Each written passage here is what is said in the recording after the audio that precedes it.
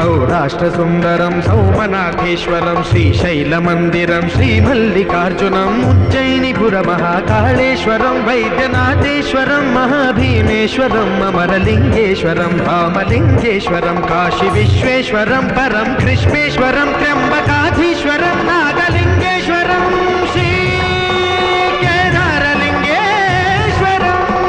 लिङ्गात्मकं ज्योति